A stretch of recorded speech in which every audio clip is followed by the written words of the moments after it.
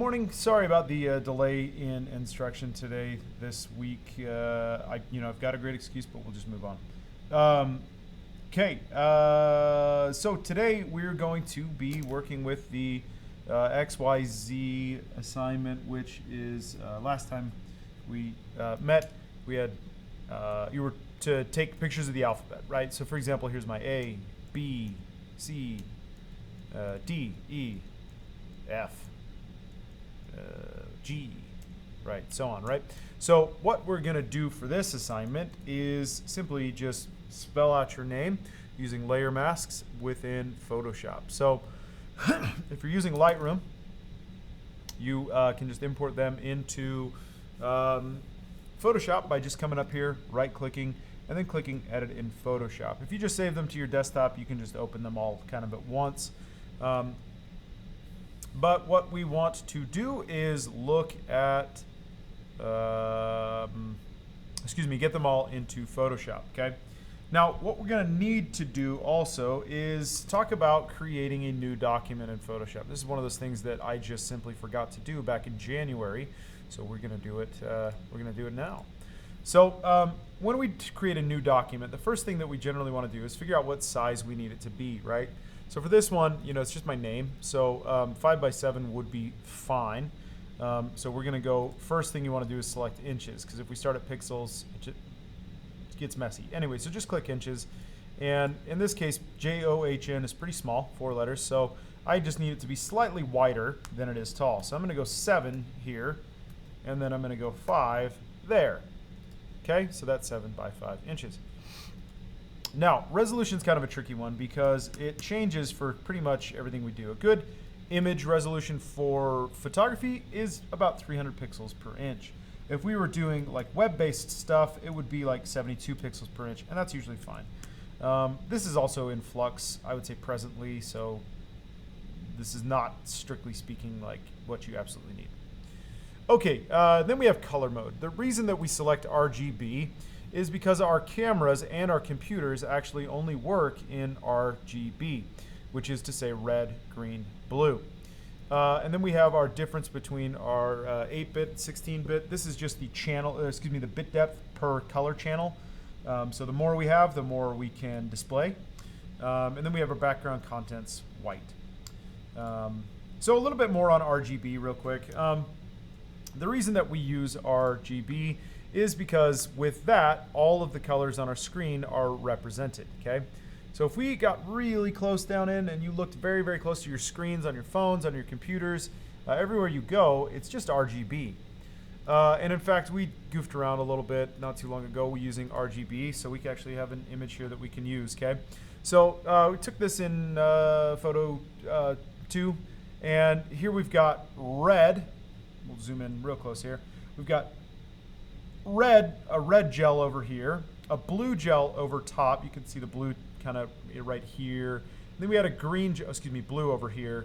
And then let's see if we can find some green. Green. Okay, and then green was over here. Actually, this arm's much better. Red, blue, green, RGB. Okay, so we can find all the colors of the rainbow here wherever those two intersect. Here we have blue and green making yellow. Here we have blue and red making purple. And then here, all together, we have them all making white, right? So red, green, and blue is all we need, man, to make up an image. Okay, so lots of fun there. That's kind of why we use red, green, and blue. And also because our cameras record RGB. And that's that. Okay, so here we go. We've got our images up here. I'm just going to start with the J. And how we get them onto our new canvas. Just like last week, we grab this, hover it over the tab, wait for the tab to be active, then drop it on the canvas. Okay. Now, my canvas is considerably smaller, just dimensionally, so I'm going to need to hit V on my keyboard, which is my move tool, and then I'm going to scale it down. Now, to rotate an image, in case you might not be sure, find the little dots here, and then come out until you see that bended arrow, and then we can adjust it here. If you want it to be straight up and down, come up to your angle finder, and we're going to go 180. And that's a straight up and down there. Okay, sweet. I'm going to click enter again. That'll place it. Then I'm going to click V actually again, just so I can resize it, because I know my name, John, right? Sweet. Okay. So once we've got it placed, you might want to use a layer mask. So I'm going to come up and grab my rectangular marquee tool, and I'm going to make a selection for my J. Now, if you want a perfect square, you just are going to hold down Shift while you select, and that'll give you a constrained, proportional, equal-legged square. Okay, there we go. I've got my J. All right, great. I'm going to go back over to Lightroom, find my O. I'm going to click Edit in Photoshop, right-click, Edit in Photoshop, and then it will bump over to Photoshop. And then we grab it from the tab, hover over, layer, hover over tab, drop it on the canvas. Whoopsie. We're going to resize by clicking V. Want it to be about the same size there. Oopsie.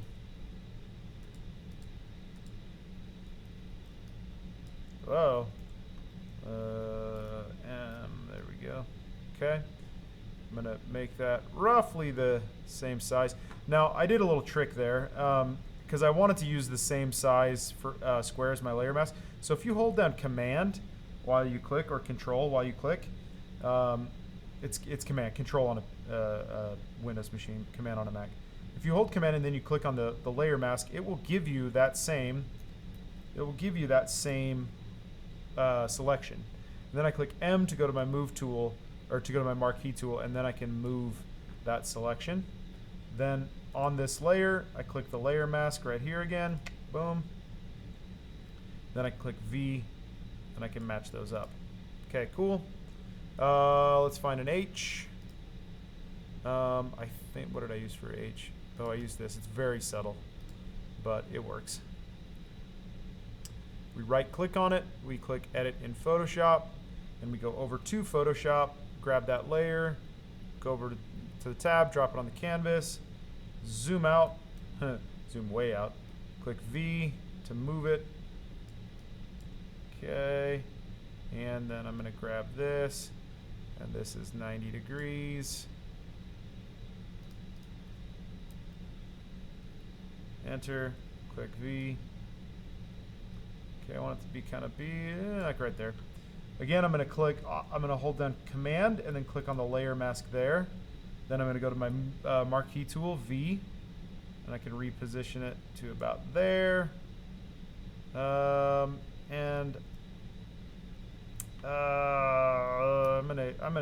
gonna resize this before I do that. It wasn't just quite big enough.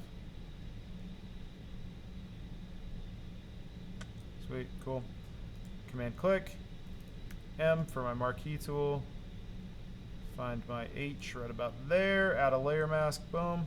Okay, there we go. We've got my H. Okay, and let's find an N, which I believe was this one. So we'll right click, edit in Photoshop. Give it a sec to bump over. Grab the layer, drop it on the canvas, resize it with V.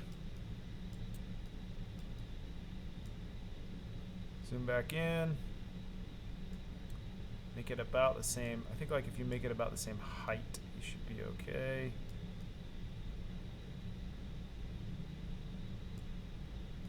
Maybe a little bigger. Okay, Command click. Go to your marquee tool, M, and add a layer mask. Boom. Okay, now this one wasn't quite big enough, or it was maybe a little bit too big. So here's what I'm going to do. I'm just going to use my arrow keys, and then I'm going to space these out a little bit.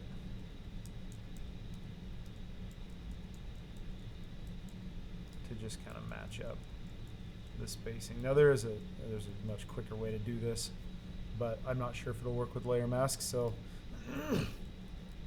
maybe we'll try it here in a bit.